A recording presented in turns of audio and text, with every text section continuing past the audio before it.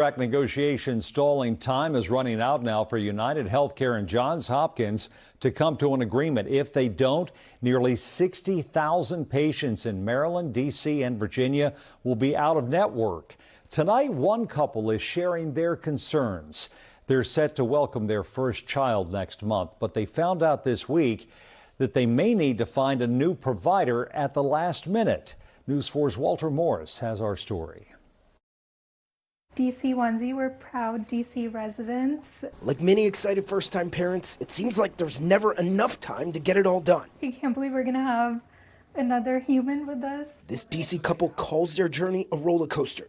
They suffered 2 pregnancy losses last year. I saw this at the store and I was like, we have to get it. And now they can't wait to meet their baby boy at the end of September. You know, he's been in here like doing a somersault, so I think we're just excited to like finally get to meet him and like see what he's like. They asked we conceal their identities to protect their privacy, but their joy impossible to hide. I get emotional like thinking about it. She says the first 2 trimesters were rough. And now at 33 weeks and counting until due date, these lovebirds say they've had to put a pause on their nesting. All of a sudden I find out that the hospital is not going to take my insurance. The 38-year-old says she was all set to deliver here at Sibley Hospital next month.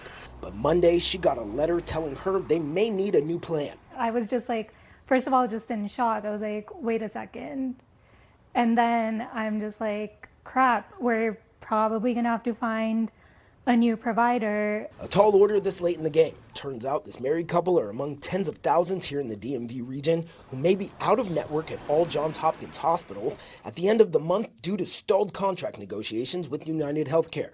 For 7 months, the two have gone back and forth over things like reimbursement, requirements, and denials, pushing the deadline back several times. And now time is running out before the August 25th deadline, which applies to all employer commercial sponsored plans, individual family plans, Medicare Advantage plans, and patients on Medicaid. My health care literacy is probably more than the average American, and if I'm having these issues, like imagine somebody else. Wednesday, both sides sharing statements pointing fingers at the other. A rep for Hopkins saying, unfortunately, UnitedHealthcare has chosen to slow down negotiations recently because we refuse to accept their harmful practices that hurt patients.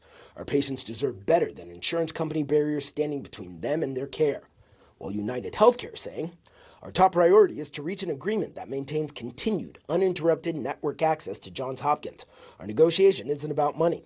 However, Johns Hopkins is requiring contractual provisions that would negatively impact members and employers, allowing them to turn patients away at their discretion. I had to call them 3 times, talk to 3 different people, and got 3 different answers. A rep for UHC says patients undergoing treatment for conditions like cancer and pregnant women are eligible to apply for continuity of care to pay at their in-network rate.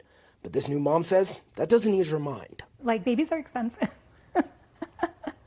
And that deadline is August 25th. Again, if the 2 sides can't come to an agreement, all Hopkins hospitals and facilities like this one will be out of network. In the district, Walter Morris, News 4.